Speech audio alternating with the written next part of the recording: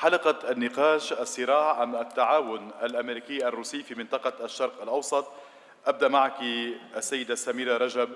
هل انتهى عقد هذا الصراع الخفي أو ما كان يعرف بصراع الحرب الباردة مع وصول القوات العسكرية الروسية إلى سواحل المتوسط، إلى السواحل السورية، وبعد 7 أو 8 سنوات من الحرب السورية المشتعلة و4 سنوات على التدخل الروسي في المنطقة؟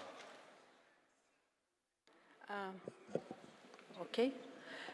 أعتقد أن مع وصول روسيا إلى سواحل سوريا انتهى مفهوم النظام الدولي ذو القطب الواحد الذي كانت الولايات المتحدة تسعى جاهدة لإقراره كنظام عالمي جديد بعد سقوط الاتحاد السوفيتي. ومنذ ذلك التاريخ بدأ صراع جديد أكثر سخونة من الحرب الباردة بين روسيا والولايات المتحدة وأقطاب أخرى أيضاً في العالم. هناك صراعات متعددة حول تشكيل نظام دولي جديد لا نعرف كم سيكون عدد أقطابه. سعادة السفير بلاكويل، التحول جاء بعد هذا الدخول الروسي وهذه القوى العسكرية، هذه الغارات الروسية المكثفة، لتأتي المفاجأة من شمال شرق سوريا مع إعلان الإدارة الأمريكية انسحاب القوات الأمريكية، إعطاء الضوء الأخضر لأردوغان بضرب الحليف الكردي في سوريا الذي كانت تستقدم إليه القوات الأمريكية التعزيزات والتدريب. نقطة التحول العين الأمريكية اليوم على الشرق الأقصى، وهي تخرج ربما في لحظة مصيرية من منطقة الشرق الأوسط. Well, let me begin by putting the U.S.-Russian relationship in brief context. So what can one say about it today? First, it's the worst today since the end of the Soviet Union and the creation of the Russian Federation. U.S.-Russian relations today are the worst since then, unfortunately. Second, we are not with Russia on a hair-trigger nuclear alert. It is very hard today to imagine a U.S.-Russian nuclear exchange, and this is very different from the Cold War and much more reassuring, despite what my colleague said, than the Cold War. Mr. Akeas knows better than anybody the supreme efforts that were made during the Cold War to reduce the danger of nuclear exchange. That's not the breathtaking problem it was there. So relations are bad, but the danger of U.S.-Russian nuclear war is tiny. The third point I would make, and it's to your question, moderator, is Russia's entrance back into the Middle East in a major way for the first time since Russian forces were expelled from the Middle East on the day before Yom Kippur in 1973. And they're back. And Barack Obama was shown to be deeply wrong when he patronizingly said Russia is a regional power. By the way, when you say things like that, which turn out to be wrong, it's hard to escape public opprobrium. So they're back. I would not think, just to say two more things, I would not think that any objective observer would say Russia policy in Syria has been a success, since it's been a major contributor to hundreds of thousands of deaths and millions of refugees. So I wouldn't think that Russia imagines it's going to get the Nobel Peace Prize for its policy in Syria. The last point I'd make, however, is that I'm personally gratified that after President Trump's 11 p.m. tweet a week Sunday, that Russia re-engaged in its diplomacy to try to reduce the level of fighting and end the war. I think all of us should be supportive of that Russian effort to try to stitch together between the Assad government, the Turkish government, and the Kurds in northeast Syria and end the fighting. So Russia, I believe, is making a contribution, and in this era, I don't believe that American administrations should rule out working with Russia in principle. Let's see what the issue is, and then see whether we Americans think that working with Russia will serve our national interests and also promote peace and stability. معالي الوزير روتشار زباري، هل هي اللمحة التاريخية اليوم التي قدمها السيد بلاكويل أم دقة الالتزامات في كل من سوريا والعراق في الأجندة الأمريكية؟ هل أخفقت الولايات المتحدة في التعامل مع حلفائها؟ هي اليوم من مهدت بالانسحاب من اتفاقيات التسلح وصواريخ متوسطة المدى مع روسيا إلى هذا الواقع الجديد؟ لا، هو بالتأكيد هناك مرارة من حلفاء الولايات المتحدة بسبب هذا السلوك الجديد في التخلي عنهم في فترات عصيبة. حقيقة بالنسبة لدور روسيا كما تفضل السفير بلاكويل، يعني حاليا في الأزمة الراهنة روسيا بدأت تلعب دور الوسيط بين قوات سوريا الديمقراطية ونظام الأسد في سبيل عودة القوات السورية إلى البلدات الحدودية مثل كوباني وعين عيسى، وتم الإعلان عن ذلك ليلة أمس. نعم، والسبب الرئيسي كان المقاتلين الكرد في قوات سوريا الديمقراطية أمام امتحان صعب جدا، هل يقبلوا بالتدمير وبالتطهير العرقي في هذه المناطق أو إنقاذ ما يمكن إنقاذه، ولعدم إعطاء الحجة إلى الجانب التركي بأن هناك نوايا للتقسيم وأن الحكومة السورية هي صاحبة الشرعية والمحافظة على هذه الحدود. أنا من تجربتي حقيقة يعني هذا الدور الروسي المتعاظم لم يبدأ في سوريا، أتصور بدأ في حرب جورجيا عندما كانت القوات الأمريكية موجودة بكثافة، وجنرال باتريوس كان شاهد في هذه المرحلة، حتى كانت هناك منطقة في بغداد باسم القوات الجورجية بعض المناطق. فعندما حدثت هذه الحرب ومسائل أوسيتيا وأبخازيا والحرب اللي صارت، أعتقد أن روسيا من ذلك الوقت بدأت تستشعر بقوتها وبضرورة عودتها إلى الساحة الدولية. الصمت الأوروبي في تطورات الأوكرانية أيضا. نعم، ثم حدثت القضية القرم وأوكرانيا إلى آخره، لكن نقطة التحول أنا في متابعتي المتواضعة بدأت منذ ذلك الوقت، واستشعروا بالقوة بأنه يمكن الاندفاع إلى مناطق النفوذ الأمريكي والغربي، وروسيا كانت موجودة في المنطقة حقيقة، يعني في العراق كانت موجودة في السبعينيات زمن الاتحاد السوفيتي، في اتفاقيات مع مصر مع سوريا، لكن لم تكن لديها قواعد. ما يحصل في سوريا نعم إنها ضمنت لنفسها قواعد بحرية وبرية ولفترة طويلة جدا، وهذا ما كانت تتمناه روسيا من زمان القياصرة للاتحاد السوفيتي أن يصلوا إلى المياه الدافئة، ووصلوا وثبتوا وجود. سيد بيستريسكي، ابتسمت أكثر من مرة، هل يعني ما قدمه السيد بلاكويل وما تفضل به أيضا معالي الوزير روتشار زباري تعاظم اليوم الطموحات والنفوذ الروسي حتى وصل بالأمس إلى تقديم المفاوضات بين قوات سوريا الديمقراطية، بين المكون الكردي في شمال شرق سوريا والحكومة السورية؟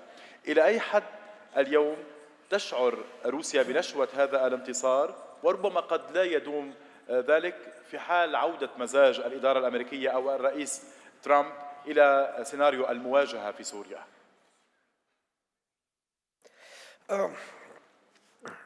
It's very interesting questions because first of all we should think that recognize that relations between Russia and USA are immersed in wide context. It's true. Russia came back to the Middle East. Is it good or bad? I don't know, because we are living in the free and big world, and each country could be engaged in a lot of relations in any region. It's not blame. It's not good. It's a fact. We are living in extremely interdependent world. About last event, Turkish offensive is not result of Russian politics or of Russian steps. It's a result of United States steps, especially President Trump.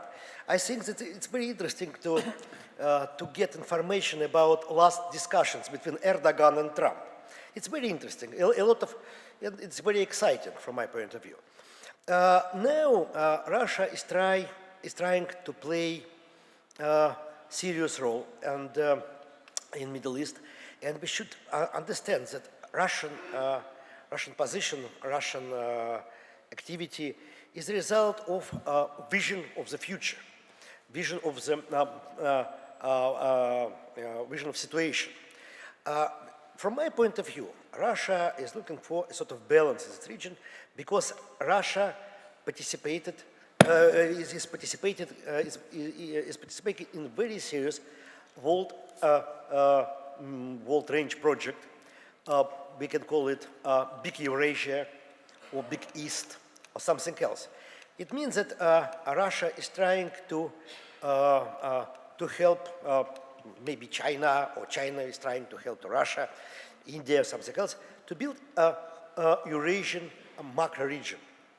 Peaceful, the place of development. It's interesting and attractive for entrepreneurs, for everybody, and so on and so on. In this case, Russian Middle East politics is has very. عفوا سيد بستريسكي، في سوريا عند السواحل السورية أي تنمية ممكن أن تصل إليها القواعد العسكرية الروسية بعيدا عن الذهاب إلى منطقة الشرق الأقصى، وربما أبعد من ذلك، أي اتفاقات أو أي طموحات اليوم ستوقعها مع الحكومة السورية أو لاحقا مع تركيا للوصول إلى المياه الدافئة وربما منفذ جديد للغاز الروسي في حال سقوط أي اتفاقات سابقة مع شرق أوروبا؟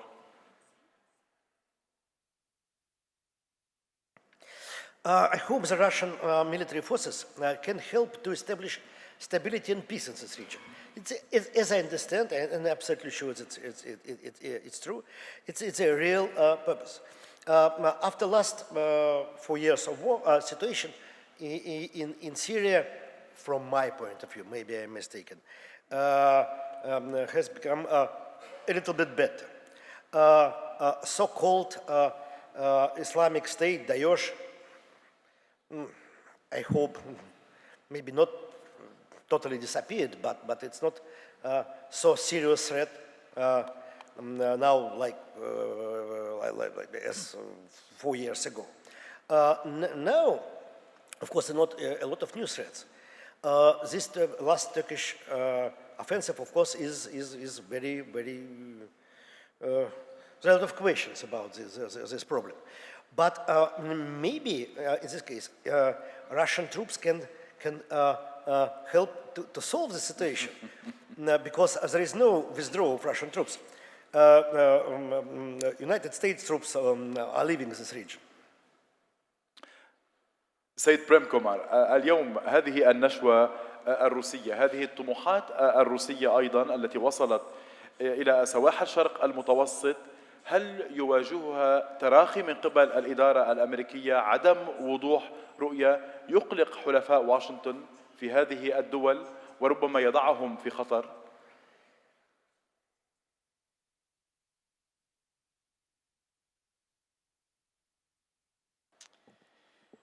First, I want to thank Ragid Dirgam and the Beirut Institute for inviting us all.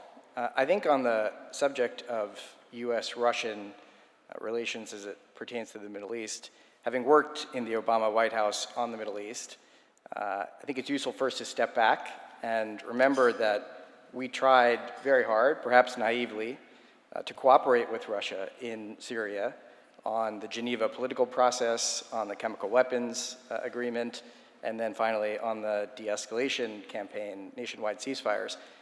All of that came to naught because I think Russia had a fundamentally different conception of what it wanted to happen in Syria, in that it wanted to project Russian power, weaken, undermine American power, and above all, prevent further regime change, especially in the wake of the color revolutions. So we have a fundamentally different approach. I think what has happened more recently, certainly in the past few weeks, has been deeply concerning with American policy towards Syria and in particular our abandonment of the Kurds. And I think it will raise real questions in the minds of many of our partners around the Middle East about our reliability and the degree to which they can be assured of continued American support when they really need it. And that's what's at stake in Syria now. سيد فيدوروف، هل ما أسماه السيد بريم السذاجة الأمريكية هي التي أضاعت كل الفرص في هذا العقد، عقد الإشرينيات، وهذا ما فرض التحول الجديد في النظرة الأمريكية إلى تحالفات روسيا مع الشرق الأقصى، إلى ما يمكن أن تقدم عليه في المنطقة وتبني واشنطن تحالفات جديدة لم تتضح بعد حتى هذه الساعة؟ First of all, I would like to add some things to the Ambassador Blackwill. We have two types of US-Russian relations now. One level is nice words between Putin and Trump. And the second level is intergovernmental level where nothing is going on. So there is a very deep distance between these two levels, and there are no chances now to move them closer. Concerning the Middle East, our problem for the Middle East is that at this stage, Putin has to solve two problems simultaneously. Tactical problem is to end the war in Syria and to find certain political solution. Unfortunately, this process is very slow, and there is no chance, for example, to end it next year. In Kremlin, people are speaking about now only about 2021, not earlier. And we don't know what will happen now because the current Turkish actions might ruin this triangle, Russia, Turkey, Iran. Then one more thing. On last meeting between Putin and Trump on G20, Iran was on the third place in the agenda, and Syria was the last one. Syria, Middle East, well. This is the reality. And by the way, the only question on which we cooperated more or less in last months was the issue of national security of Israel. When Bolton and Patrushev, Security Council of Russia, met in Israel. So this is also an element.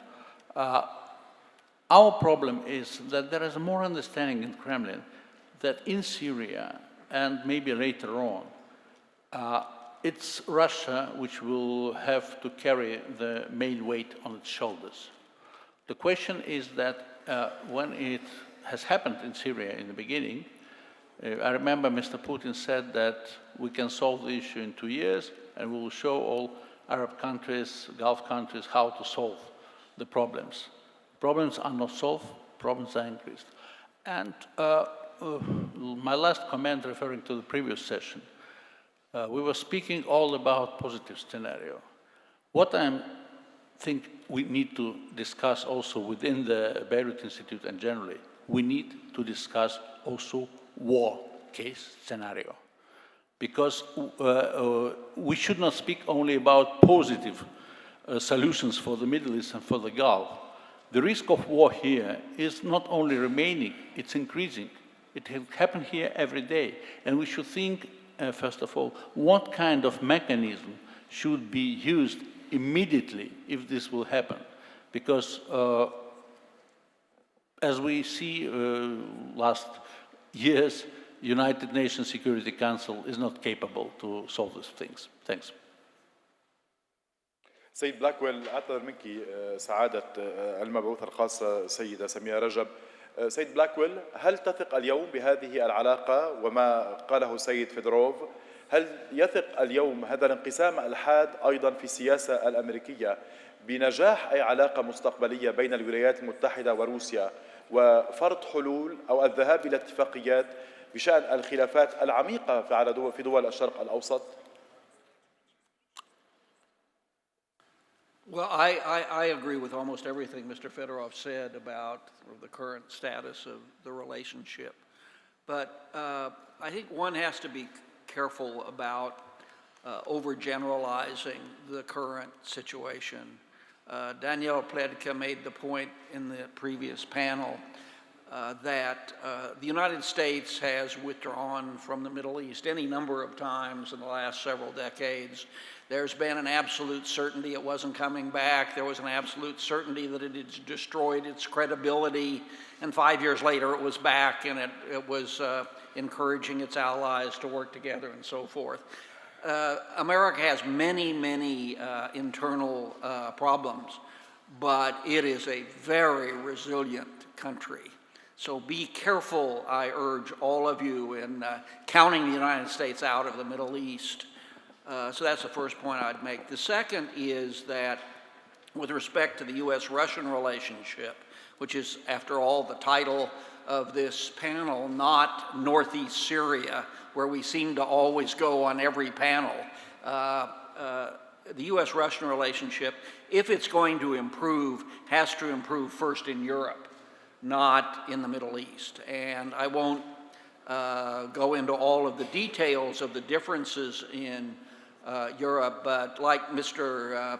Fedorov and others, I decry the fact that there's no serious diplomacy going on between Washington and Moscow. None. And unless the United States and Russia can reach some understanding of European security frameworks, their relationship elsewhere is going to be awful. And there's no effort now, sadly, to find a European security framework which the United States, Russia, and our European allies could join. And then I will now go to Northeast Syria. And here again, I will make an observation that perhaps many in the audience won't like.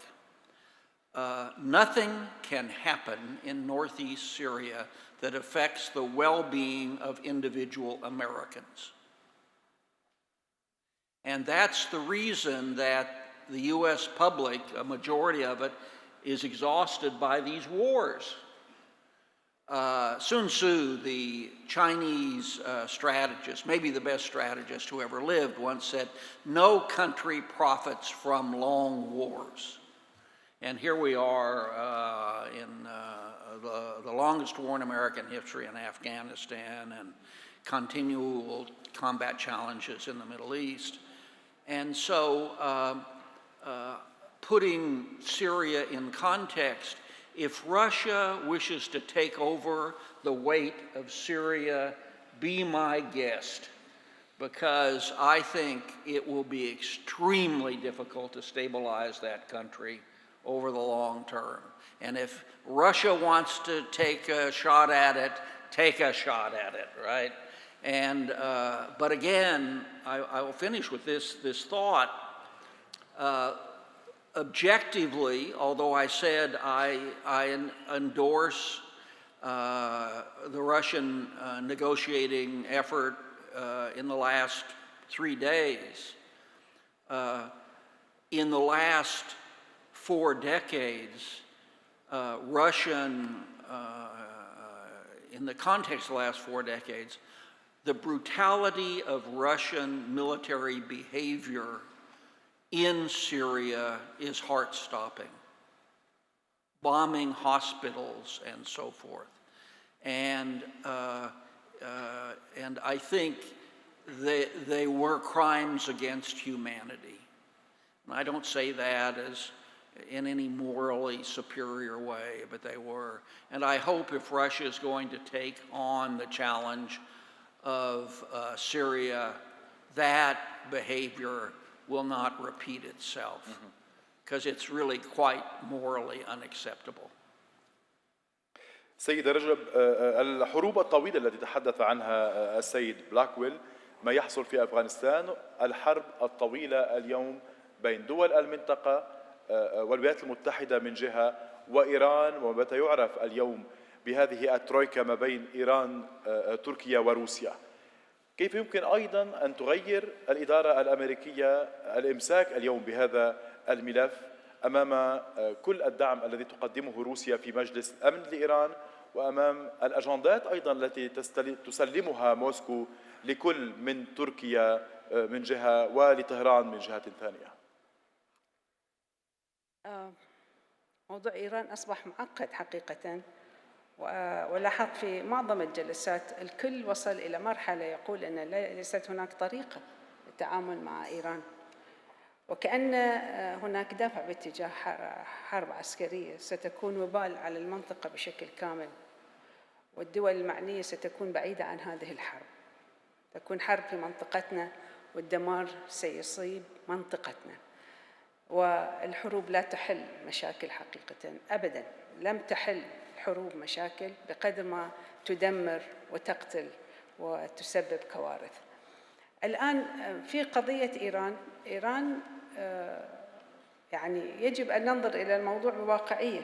كيف أصبحت إيران بهذه القوة في المنطقة؟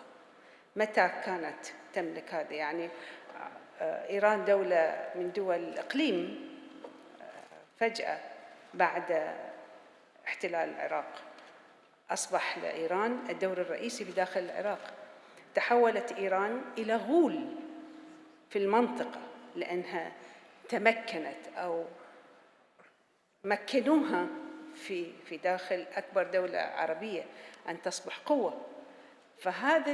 فهذا أحد أسباب تغول إيران في المنطقة، وهو الموضوع الذي لا يحكي عنه الكثيرين. يحاولون أن يتجاوزوا أو يتناسوا هذا الموضوع. هناك طرق كثيرة لتحديد دور إيران في المنطقة، وأعتقد الدول التي تنادي اليوم لحروب عسكرية، للمزيد من الحروب العسكرية في صراعها الدولي حول تشكيل نظام عالمي جديد، تستطيع أن تحد من قوة إيران بتحديد سلوكها في أماكن كثيرة. فليست الحروب هي حل لهذه الأزمة بقدر ما هي ستكون حروب مدمرة فقط. سيد زباري، الطموح الإيراني الذي تحدثت عنها السيدة سميرة لم يبدأ في العشرينيات أو العقد الأخير، بل منذ الحرب الأمريكية، منذ إسقاط أيضا نظام صدام حسين. كيف يمكن اليوم تلافي تكرار هذه الأخطاء إن كان في الملف السوري، في التطورات الحاصلة في اليمن، أيضا في الملف اللبناني؟ هنا يتراجع النفوذ الأمريكي أمام الطموح الروسي بالتنسيق مع طهران. فقط للتصحيح يا أخ ربير، لم أقل أن الطموح الإيراني بدأ منذ ذلك الوقت. تعاظم الدور الإيراني، القوة الإيرانية تعاظمت من ذلك الوقت، لأن الطموح موجود، وعبر التاريخ هذا الطموح الإيراني موجود. نعم.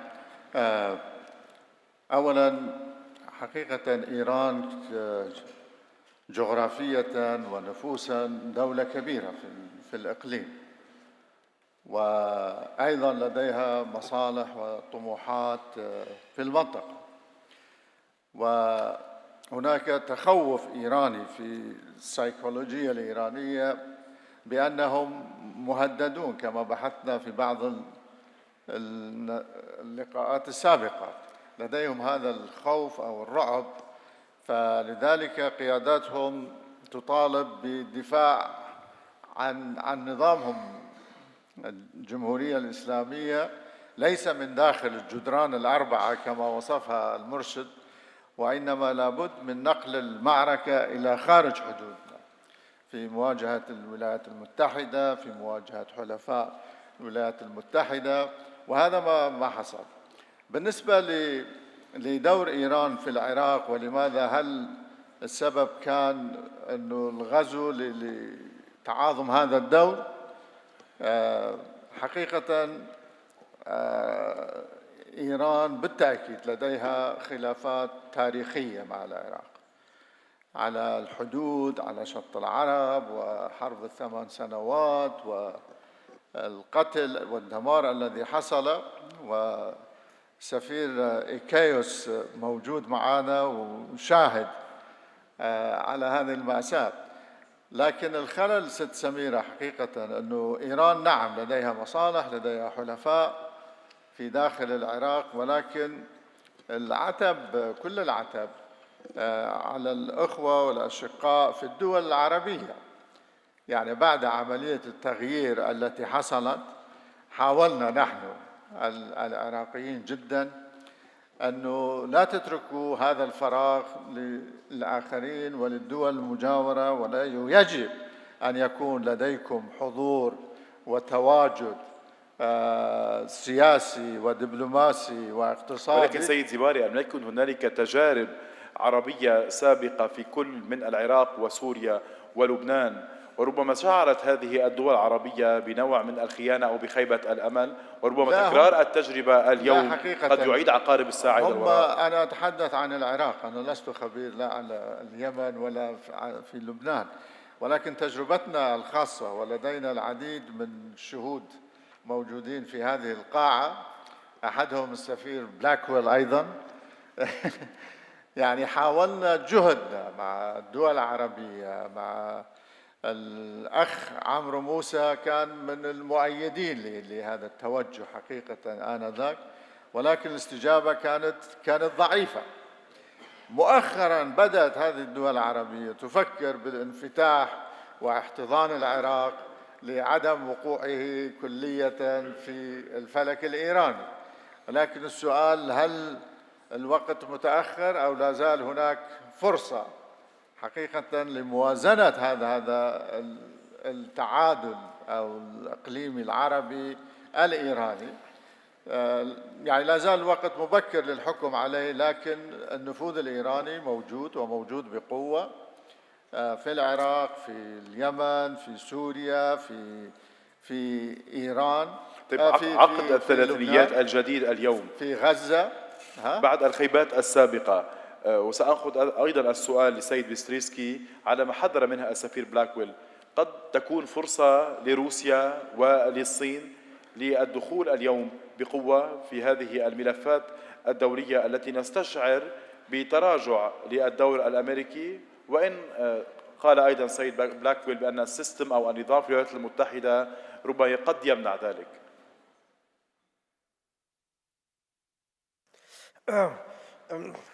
Everything is possible. Thank you very much. I can say that, Mr. It seems to me Middle East maybe is more perspective region for Russian-US collaboration than Europe. First of all, because maybe it's my mistake, but there are no serious contradictions between Russia and the United States. Of course, there are a lot of competition, a lot of problems, a lot of tensions, but no, from my point of view, there are no fundamental contradictions. It's very important. And yesterday we discussed we discussed a lot of problems, and perhaps China and Russia, and it will be very, very positive, and United States and other countries can create a new configuration in this region. Of course, there are a lot of brutality, I agree. There are a lot of problems here. But maybe common efforts could help us to create a new situation. In this new situation, Middle East could become 300 or 400 million people region with a flourishing economy, with very good relations.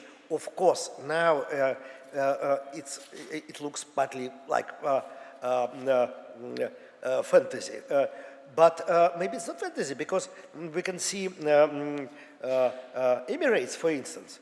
It's a quite new society. It's a new type of social and political entity. It means it's possible to create new relations, a new reality here.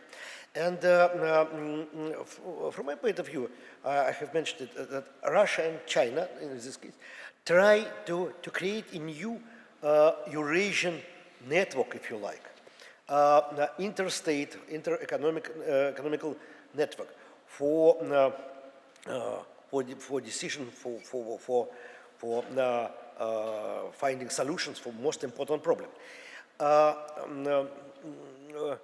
The question is that it seems to me Russia and China at the same time, this both countries are very, very careful about their participation in this conference. Unfortunately, all countries have tragic experience of using military forces. But Russia tried at the same time to limit the military presence here. It's not very high. For instance, many times less than the presence of United States.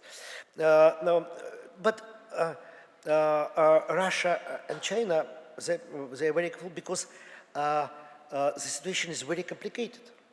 And it's not easy to find right solution. Mistakes could be happened. It's possible. And it's not easy way. And from my point of view, confidence, mutual trust is very important in this in this situation. Could I just chime in for one thing? Just 3 quick points. One is just to reaffirm what the Honorable Sameera has said. I was the presidential envoy to Iraq, and we tried with the Iraqi government very hard to interest Iraq's Arab brothers in helping to stabilize the new Iraq, and we failed. They were just not willing to bring their weight to bear in the context of a rising Iran. They simply weren't willing. Second, I just make 2 observations finally. One is to align the 2 panels. Isn't it striking we can talk about these problems which face the region and the international system? Europe is not mentioned. And as my friend and Council on Foreign Relations colleague Phil Gordon said, this is a great weakness for the United States as we go forward trying to help manage the international system, play our part in it, that there's no Europe. Europe's in a strategic stupor, if I may put it like that, less politely than the elegant Phil put it. And that's a disadvantage for the United States. Last, there is one more country, I believe it's true, that has not been mentioned in the development of this region, India. There are 6 million Indians who work in and around the Gulf. India now has a dynamic effort to improve its relations with the Gulf. And perhaps, Regita, if I may say, next year, having a few senior Indians here to talk about India and the future of the Middle East might be appropriate, because there's a great interest in India, and I think it will be increasingly involved in the Middle East, not least because of energy reasons. ربما هذه نقطة بالغة الأهمية أيضا سعادة السفير، ولكن بقي لدينا فقط 7 دقائق. سيد كومار، رغم كل هذه النقاط التي سجلت على الإدارات الأمريكية السابقة، تحدث السيد بيستريسكي عن حذر لدى كل من روسيا والصين في التعامل مع العلاقات أو فرض استراتيجية أورو آسيوية والعلاقات مع دول المنطقة. كيف يمكن للإدارة الأمريكية أن تستفيد من هذا الحذر أو ربما الخوف لدى كل من موسكو وبيجينغ؟ Well, I think the first question is that we need to define what we want from this region. And over the past couple of years, I would say, in particular, that has not been especially clear. I think in terms of the conflicts that we see underway in the Middle East, we have an interest in resolving and ending the war in Yemen, in de-escalating tensions between Iran and Saudi Arabia, obviously in fighting terrorism, and also in preventing nuclear proliferation, just among several of our interests. So the question, I think, is how the US can shape an affirmative agenda in the region that is mainly about partnering with regional countries, not necessarily competing with Russia or China. I would just want to come back to one point. I agree with most of what Ambassador Blackwell said, but on Syria, I think there is one way in which Americans could be affected by what's happening in northeast Syria, and that is the fact that thousands of ISIS prisoners may very well go free as a result of what's happened. And that points to not necessarily the wisdom of ultimately withdrawing troops from Syria, but the way in which it was done, which was absolutely atrocious and undermined not only faith in the United States and its guarantees, but also potentially directly with regard to our security. سيد فيدوروف، هذه الأخطاء الأمريكية اليوم قد يستفيد أو لا يستفيد منها الطرف الروسي، ولكن يعود قلق ما حصل في شمال شرق سوريا، تلويح تركيا بورقة اللاجئين، ستبقى منطقة الشرق الأوسط وتحديدا دول النزاع ملف تتنازع عليه الولايات المتحدة وموسكو في العقد الجديد بعد كل ما تفضل به المتحدثون. First of all, concerning the previous discussion, I would like to say the position of China. I was a number of times during the last months was told on the very top level in China that China is ready to cooperate with Russia on the Middle East, but is trying to step away from Syrian problem. China is not willing at any price to involve in Syrian issue, leaving it to Russia. Second thing, the problem is that in this current situation, Russia is in a difficult position. As far as I heard today from my friends from Moscow, there is a very strong will from Bashar Assad to use Russian force in this operation in protection of Kurdish troops. Okay, Syrian troops are already moving to the northern part, and for us it's a very delicate situation. From one side, Bashar is our true partner in Syria. From the other side, political consequences of participation of our Air Force striking Turkish troops could be dramatic, terrible, and unpredictable. And the last point, when once Mr. Putin asked Mr. Trump concerning his Middle East plan, the so-called new plan, the answer was that we will do it alone. And later on, one of the aides of the Putin said the following: this US plan for Palestine, for Middle East, is a kind of box in a fridge. And when it will be taken out, it's not very clear whether it will be sweet. ربما المزيد من التساؤلات طرحها هذا النقاش. ننتهي من حلقة النقاش العلاقات الأمريكية الروسية وصراع أو تعاون في الشرق الأوسط بين كل من موسكو وواشنطن. شكرا لأصحاب السعادة والمعالي.